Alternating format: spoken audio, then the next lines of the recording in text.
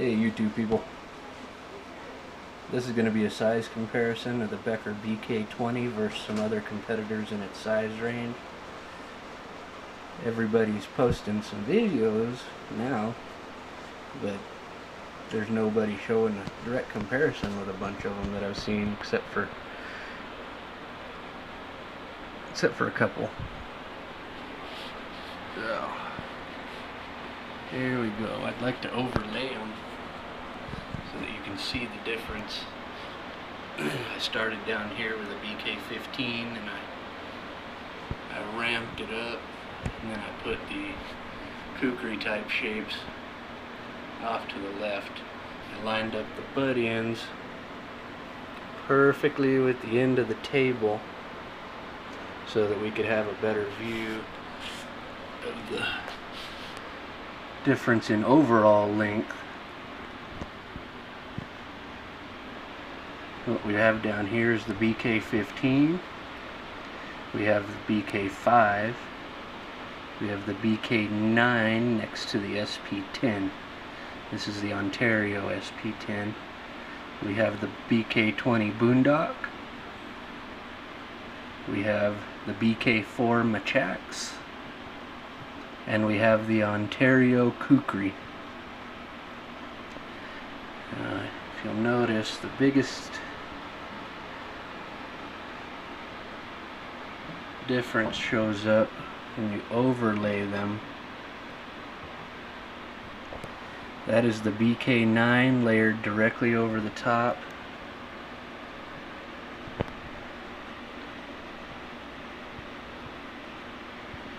Of the BK20 Bundok.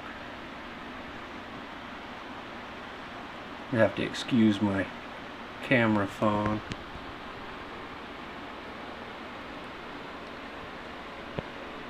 If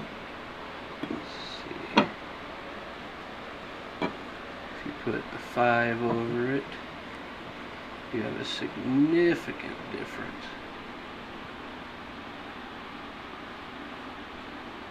Big difference there. If you lay the blade of the 4 straight, you see we don't come up too shy, but it's still out there. They're claiming 10 point something inches on the BK20.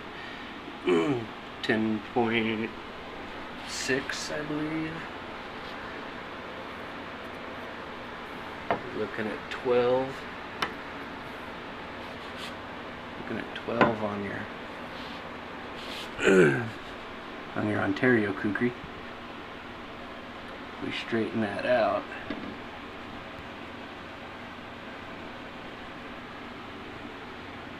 Now the issue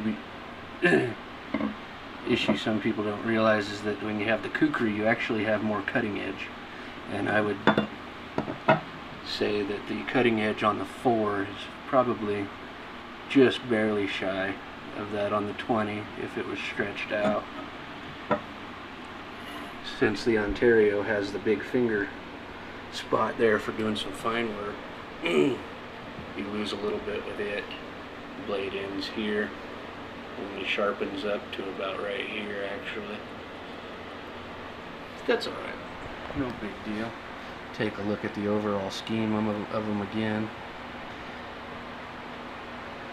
Yeah, camera on this phone's not too bad. You do have to deal with the autofocus and everything like that, but overall not too bad. Didn't get that 5 lined up quite right. Keep getting my fingers in the way. Terrible video maker. I'm learning, slow and steady. I do like the modification I did on this handle on the BK4. Added texture to it. It's nothing more than a Rust-Oleum granite. And I did the same thing to a Cheap Traditions muzzleloader stock about 15 years ago. Yeah, maybe about 15 years ago, and it's held up wonderfully. I've had no problems with it whatsoever. Alright, so for those of you curious,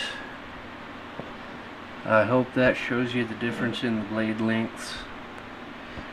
The thickness is also substantially thicker on the 20 than it is on the 9 or the 5 or the 4. Let's see if I can get a better focus in here. If I can get them right next to each other, we'll focus in. There we go. 1/4 inch versus 3/16 over here on the BK4, which I really enjoy. I had fun customizing this thing out. It seems to be a well-made piece of steel, and man, is it sharp. That 1095 Crovan really takes a keen edge. I think it might edge out the regular 1095 like Ontario uses. As you can tell, I haven't used either of these Ontarios for much, so they've held up well. This hasn't seen a whole lot of use. This I am not going to use. These were made in a very limited quantity of, I believe 450 was the last figure I heard. It is sold out, discontinued, and my understanding is it will not be back. And it was sold in a set of 3 knives to begin with, which is where I actually ended up with my 4 and my 5. Previous to that, I had owned a 7, I had owned a couple of 11s and a 13, and this 9. I hope you guys can tell the difference here and see how different it is. I know without holding one in your hand it's very difficult, but I figured with the Becker handles being so similar, this would give you a good view of the overall length versus the other popular knives in its category. Well, some of them. Alright guys, be good. We'll talk to you later.